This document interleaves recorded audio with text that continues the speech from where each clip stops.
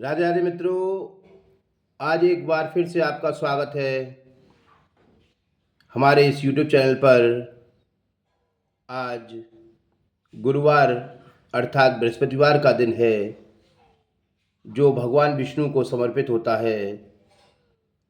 आज हम भगवान विष्णु के 16 बृहस्पतिवार व्रत की कथा, पूजा विधि, मंत्र, मनोकामना सिद्धि हेतु उपाय और व्रत के उद्यापन आदि सभी का विश्लेषण करेंगे। आज हम आपको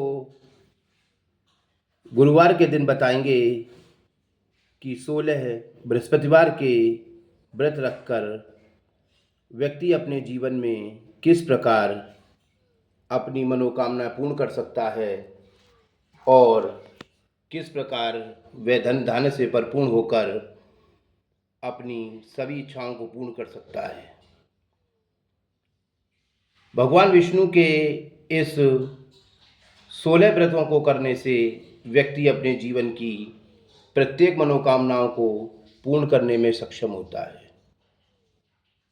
जीवन में साधक या मानव के पास कई बार अधिक समय नहीं होता कि वह आध्यात्म का ज्ञान प्राप्त कर सके, तो आज हम आपके लिए कम समय में और अधिक धन, व्यापार वृद्धि, रोगों से मुक्ति, शत्रुओं के नाश आदि से संबंधित गुरु बृहस्पति की कथा, व्रत, पूजा विधि और उद्यापन आदि को विधि पूर्वक समझाते हुए हम गुरुवार की व्रत कथा से इसका प्रारंभ करते हैं और भगवान विष्णु का आशीर्वाद प्राप्त करने के साथ साथ माता लक्ष्मी का भी आशीर्वाद प्राप्त कर सकते हैं, जिससे आपके घर में माता लक्ष्मी का आगमन हो और घर से दरिद्रता दूर हो, आपके घर से रोग दूर हो, आपका व्यापार अच्छा चले, आपका जीवन कष्ट में से मुक्त हो।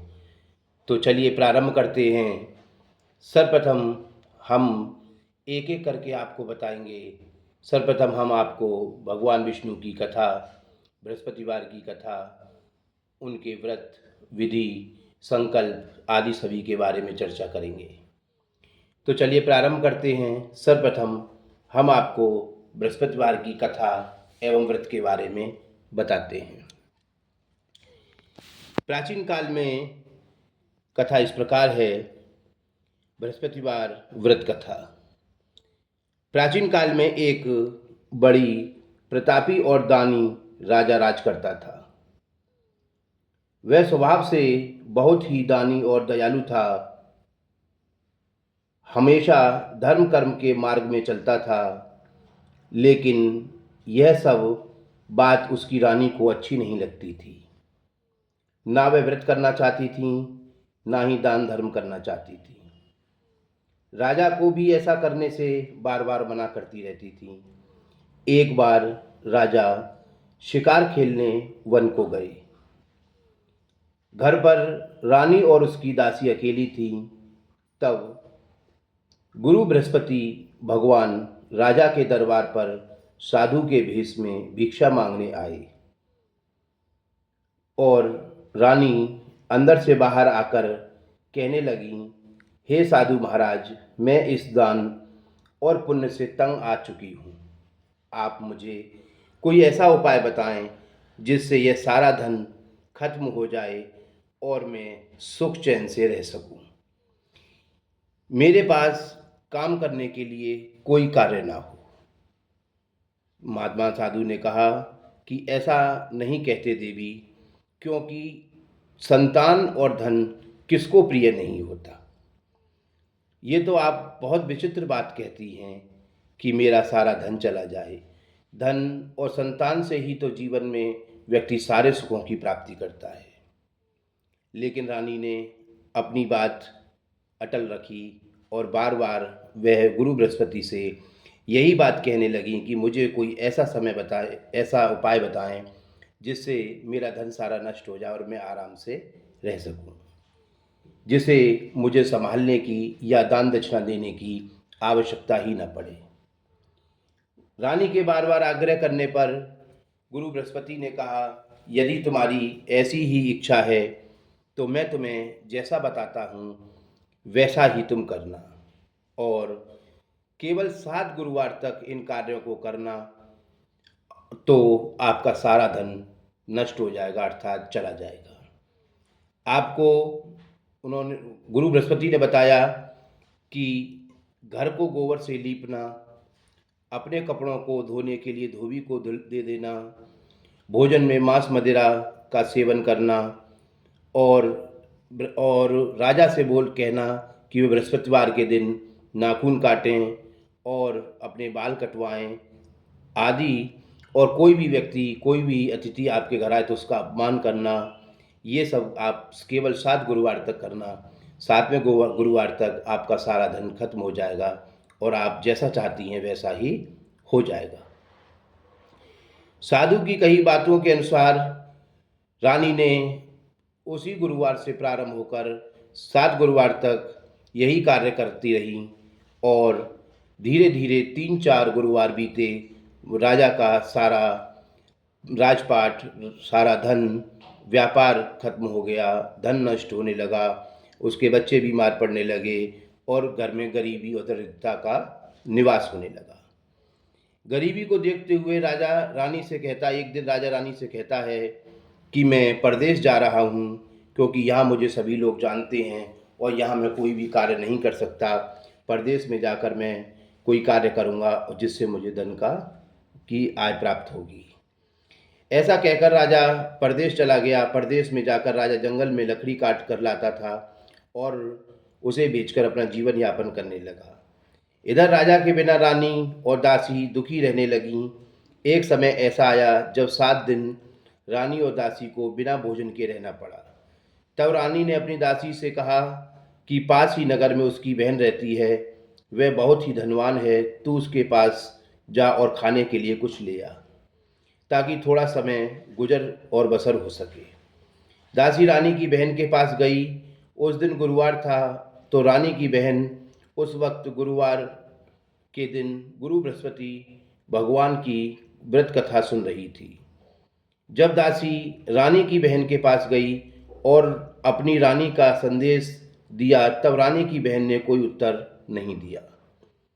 तो दासी बहुत दुखी हुई और उसे क्रोध भी आया। दासी ने रानी को सारी बात बताई। तब दासी की बात सुनकर रानी ने अपने भाग्य को कोसा। उधर रानी की बहन ने सोचा कि मेरी बहन की दासी आई थी, लेकिन मैं उससे कुछ नहीं बोल पाई। कथा सुनकर वह पूजन समाप्त कर रानी की बहन अपनी बहन के घर आई और कहने लगी, मैं गुरुवार व्रत कर रही हूँ। जब तुम्हारी दासी गई थी तब मैं कथा सुन रही थी, इसलिए मैं उनसे कुछ नहीं कह पाई, न उनसे मैं बात कर पाई। तब रानी बोली, तुमसे कुछ छुपा नहीं है, हमारे घर खाने को अनाज तक नहीं बचा। ऐसे कहते कहते रानी की आंखें भर आईं और उसने अपनी सभी बातें अपनी बहन को बताईं। रानी की बहन ने बोला, बृहस्पति भगवान सबकी मनोकामना पूर्ण करते हैं, देखो शायद तुम्हारे घर में अनाज रखा हो। बहन की बात सुनकर रानी को विश्वास नहीं हुआ। बहन के बार बार आग्रह करने पर अपनी दासी को कहा रसोई में भेजा, तो सचमुच एक अनाज से भरा घड़ा मिला। ये देख दासी को बहुत हैरानी हुई। उसने रानी को सब बता दिया और कहा कि हमको अनाज नहीं मिलता तो हम व्रत करते, क्यों ना इस व्रत और कथा विधि पूछें, ताकि हम गुरुवार व्रत कथा कर सकें। तब रानी ने अपनी बहन से बृहस्पतिवार के बारे में पूछा और उन्होंने कहा कि हमें इस व्रत के लिए क्या क्या करना चाहिए। तब रानी की बहन ने बताया, बृहस्पतिवार के व्रत में चने की दाल, मुनक्का, केले की जड़ में पूजन करें, दीपक जलाएं और व्रत कथा सुनें एवं व्रत के दौरान पीला भोजन ही करें, जिससे भगवान विष्णु प्रसन्न होंगे और आप तुम्हारी मनोकामना पूर्ण करेंगे। व्रत और कथा की पूजन विधि बताकर रानी की बहन अपने घर लौट गई। 1 सप्ताह बाद गुरुवार का दिन आया तो रानी और दासी ने व्रत रखा। दासी घुड़साल में जाकर व्रत का सामान लेकर आई, फिर केले की जड़ एवं विष्णु भगवान की पूजन कर पूरी कथा सुनी। दोनों ने व्रत तो कर लिया, अब पीला भोजन कहाँ से आए। दोनों बहुत दुखी हुई, लेकिन उन्होंने व्रत किया था, इसलिए गुरु भगवान विष्णु खुश थे। वह एक साधारण व्यक्ति के रूप में 2 थालों में सुंदर पीले भोजन लेकर आए और दासी को देकर बोले, ये भोजन तुम्हारे लिए और तुम्हारी रानी के लिए है, इसे तुम दोनों ग्रहण कर लो। गुरु भगवान की कृपा से उनके पास धन संपत्ति आने लगी, जिसके बाद रानी ने फिर से पहले की तरह आलस करने लगी। तब दासी रानी से बोली, देखो तुम पहले की तरह फिर आलस करने लगी, इसलिए तुम्हें कष्ट होता है। जब भगवान विष्णु की कृपा से धन मिल रहा है तो फिर तुम्हें आलस नहीं करना चाहिए। बहुत मुसीबतों के बाद हमें ये धन पाया है, इसलिए हमें दान करना चाहिए और भूखों को भोजन कराना चाहिए और कुंवारी कन्याओं का विवाह कराना चाहिए, जिससे हमारा यश बढ़ेगा और हमारे पितृ प्रसन्न होंगे। दासी की बात मानकर रानी शुभ कार्य करने लगी। इससे पूरे नगर में रानी और दासी का यश बढ़ने लगा। इधर जंगल में राजा दुखी होकर पेड़ के नीचे बैठ गया और अपनी पुरानी बातों को याद करने के रोने लगा। तभी गुरु भगवान विष्णु साधु के रूप में लकड़हारे के पास आए और बोले, हे लकड़हारे, तू इस सुनसान जंगल में किस चिंता में बैठे हुए हो, मुझे बताओ।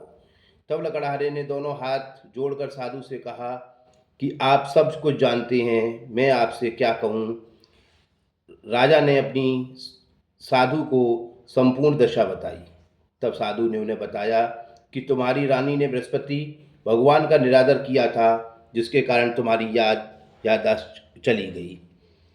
अब तुम किसी बात की चिंता मत करो, तुम्हारे सभी दुख दूर हो जाएंगे और तुम पहले से ज़्यादा धनवान हो जाओगे। जीवन में सुख प्राप्ति के लिए बृहस्पतिवार के दिन व्रत कथा करो, इससे तुम्हारे दुख दूर होंगे। इसके लिए तुम गुरुवार के दिन चने और मुनक्का से केला के पेड़ और बृहस्पति भगवान का पूजन और व्रत कथा करो, जिससे तुम्हारे दुख दूर होंगे। साधु की यह बात सुनकर राजा बोला, मुझे लकड़ी बेचकर इतना पैसा नहीं मिलता जिससे मैं यह सब कार्य कर सकूं। मैंने रात्रि में अपनी रानी को दुखी देखा, मेरे पास कोई साधन भी नहीं है जिससे मैं उसकी खबर लेने जा सकूं। भगवान विष्णु ने कहा कि अब तुम आज बाजार जाओ, अपना कार्य पूरा करके लकड़ी बेचने जाओ और आने वाले गुरुवार के दिन तुम अपनी पूजा और व्रत प्रारंभ करना। सभी ईश्वर भगवान विष्णु कल्याण करेंगे। उस रोज की तरह लकड़हारा लकड़ी काटकर जंगल से और बाजार लकड़ी बेचने गया तो उसको पहले से अधिक धन प्राप्त हुआ। उसने पूजन के अलावा भोजन भी कर लोगे। धीरे धीरे समय बीता गया। गुरुवार का दिन आया। लकड़हारा जंगल से लकड़ी काट कर शहर बेचने गया और उस दिन उसे अधिक धन मिला। राजा सामान लाकर गुरुवार का व्रत किया। उस दिन से उसके सभी दुख दूर हो गए। लेकिन जब अगले गुरुवार का दिन आया तो राजा व्रत करना भूल गया। इसी कारण भगवान नाराज हो गए।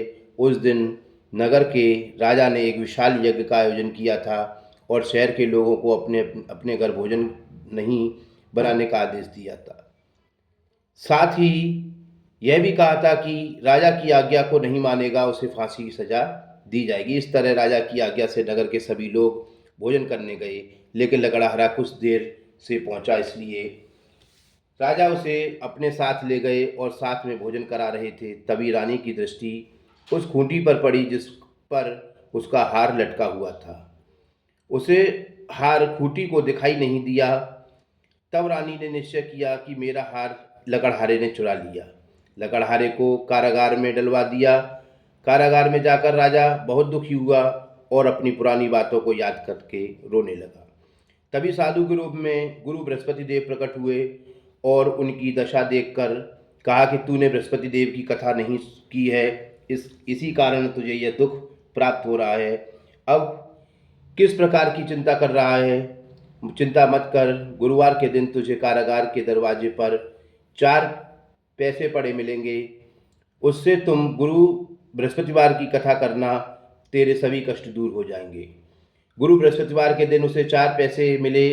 राजा बृहस्पतिवार के देव की कथा की और उस रात भगवान विष्णु उस नगर में राजा के स्वप्न में आकर कहा कि तूने जिस लकड़हारे को कारागार में बंद किया है उसे छोड़ देना, वह निर्दोष है। अगर तू ऐसा नहीं करेगा तो मैं तेरा राज्य नष्ट कर दूंगा।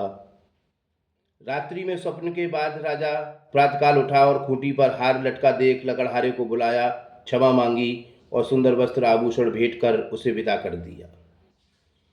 तो इस प्रकार न भेंट कर तो इस प्रकार कहा जाता है कि भगवान विष्णु की 16 बृहस्पतिवार यदि कोई साधक सच्चे मन से पूजा अर्चना करता है, व्रत करता है, तो उसके सारे दुख दूर हो जाते हैं और उसको जीवन में सुखों की प्राप्ति होती है। तो एक प्राचीन पौराणिक मान्यताओं के अनुसार कहा जाता है कि सभी साधकों को, सभी सनातनियों को, सभी हिंदू वासियों को, भारत देश के सभी हिंदू लोगों को गुरु बृहस्पतिवार की कथा एवं व्रत करना चाहिए, कथा सुननी चाहिए, जिससे उनके घर में आने वाली सभी समस्याएं दूर होंगी और माता लक्ष्मी का आगमन होगा।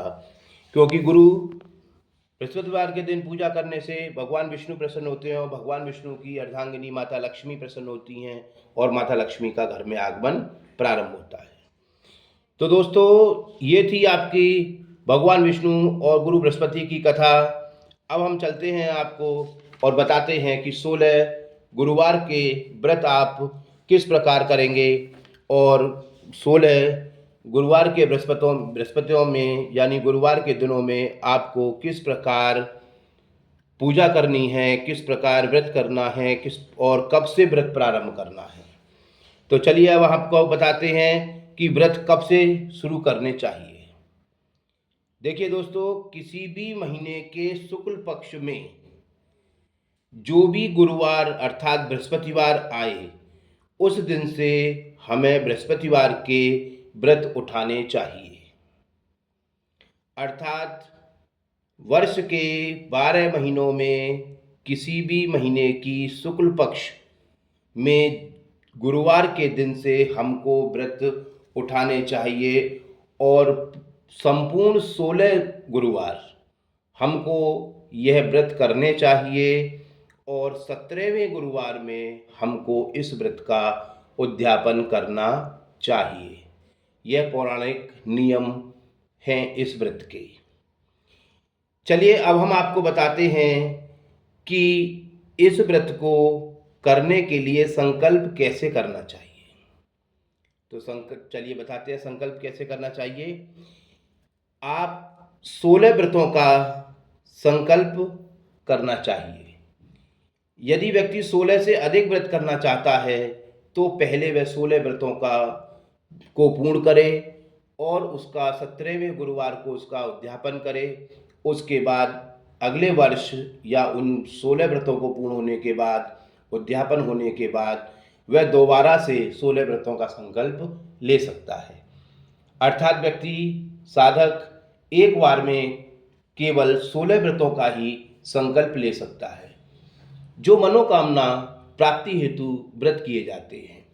यदि व्यक्ति सामाजिक स्थिति को सही करने और घर परिवार में सुख समृद्धि लाने के लिए या बच्चों की अच्छी शिक्षा के लिए यह व्रत करना चाहता है, तो वह संकल्प न लेकर व्रतों का किसी भी शुक्ल पक्ष से प्रारंभ कर सकता है और वह चाहे 1 वर्ष, 2 वर्ष, 3 वर्ष व्रतों को रख सकता है। वहाँ 16 बृहस्पतिवार संकल्प की कोई आवश्यकता नहीं होती। यदि कोई विशेष मनोकामना के लिए व्रत करता है तो उसे 16 गुरुवार व्रतों का संकल्प लेना चाहिए।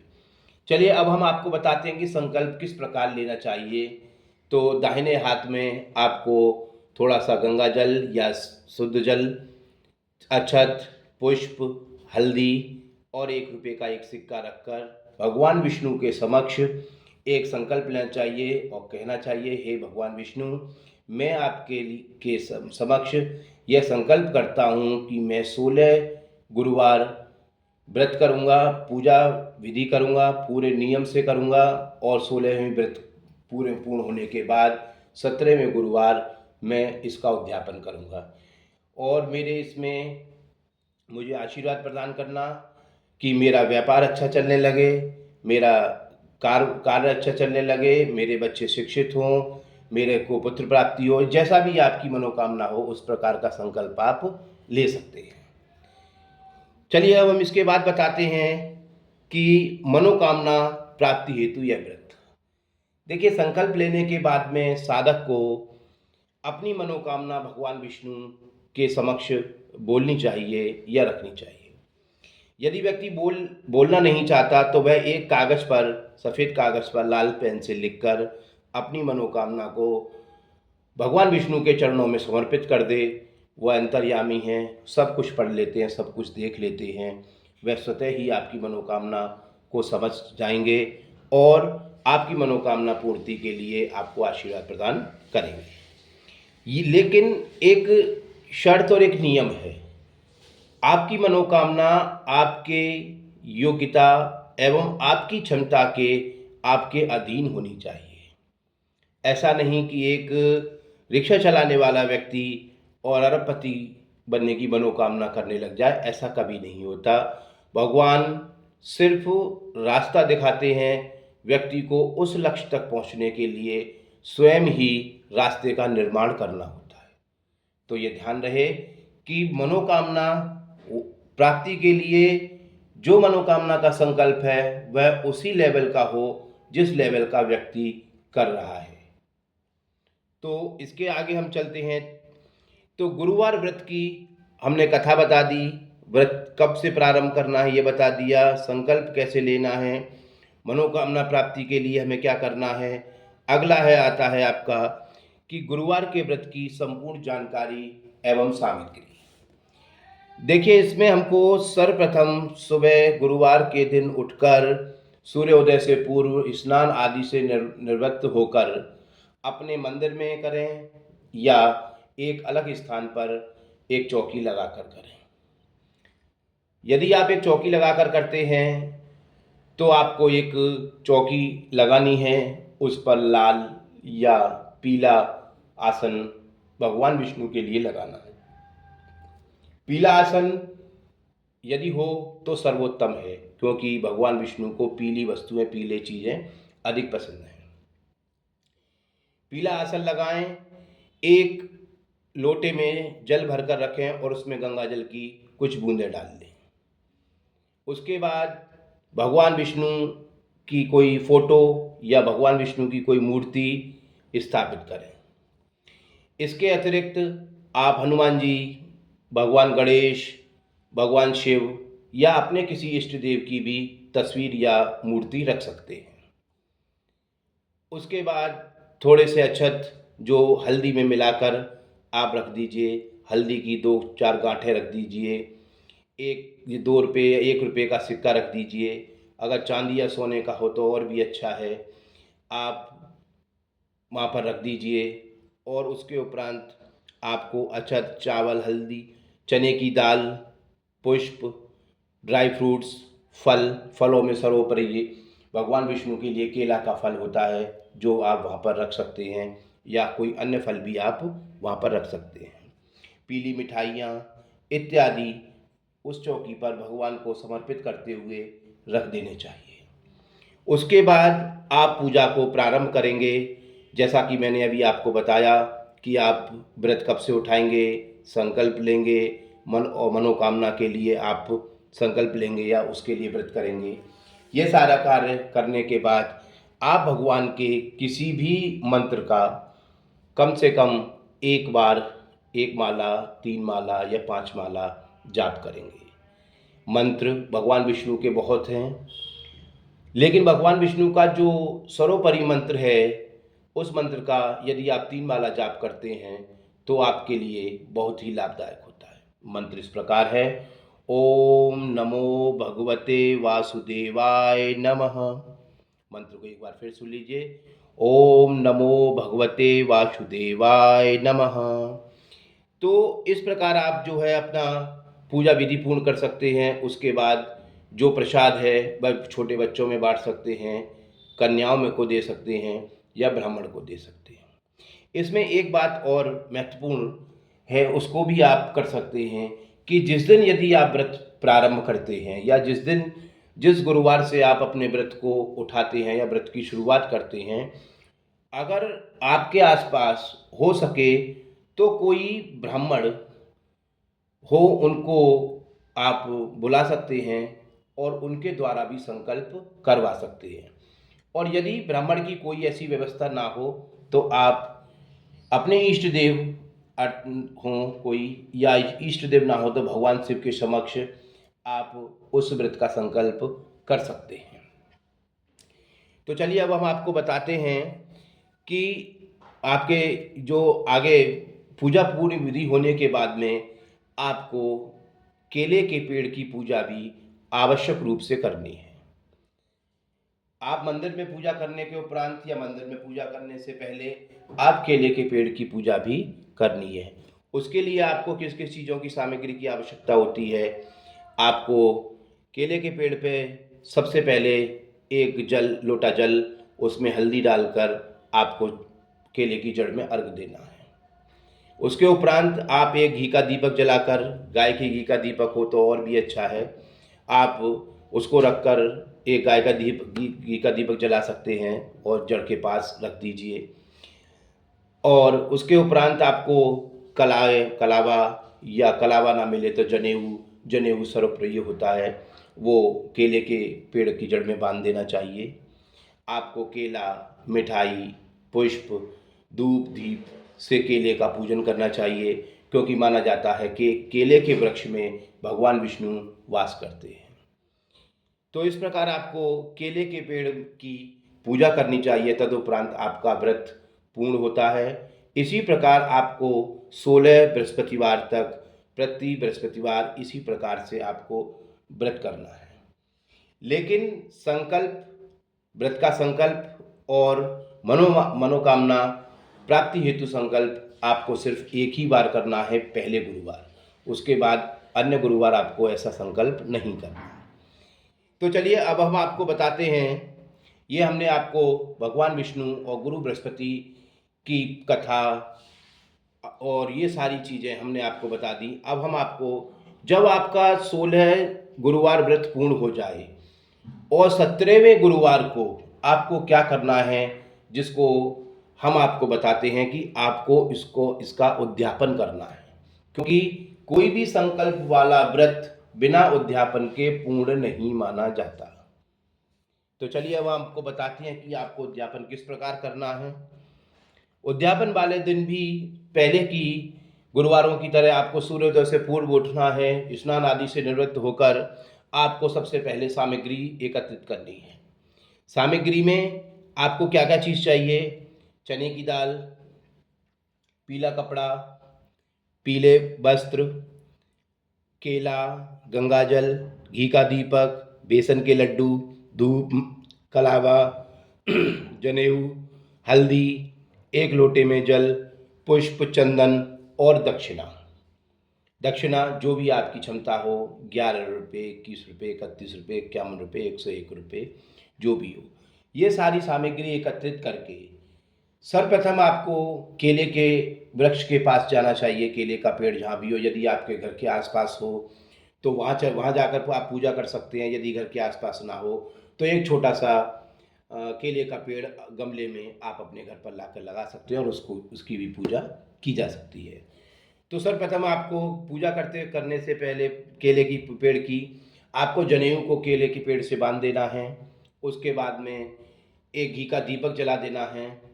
उसके बाद में वहाँ पर फल, मिठाइयाँ, पुष्प, धूप दीप आदि से भगवान की पूजा करनी है।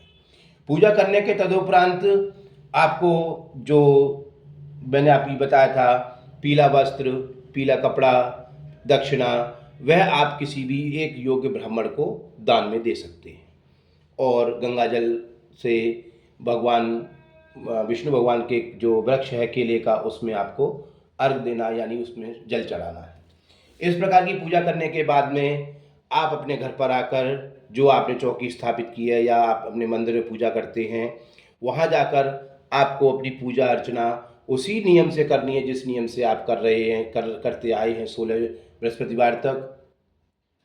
उन उसको पूर्ण करने के बाद में जो भी अगर आपकी इच्छा है तो आप 8, 9, 11 ऐसे छोटे बच्चों को, छोटी कन्याओं को भोजन भी करा सकते हैं।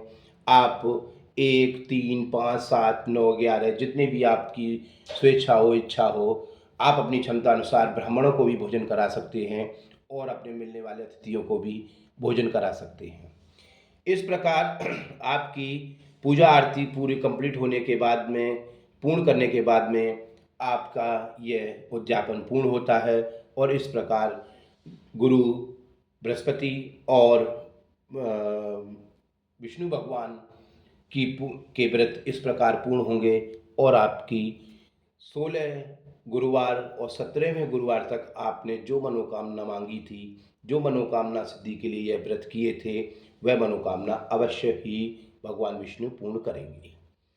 तो चलिए दोस्तों, इस प्रकार हमने आपको अपने राधा कृष्ण चैनल के माध्यम से आज 18 जुलाई को गुरु बृहस्पति और भगवान विष्णु की कथा, व्रत, पूजा विधि और उद्यापन की संपूर्ण जानकारी दी।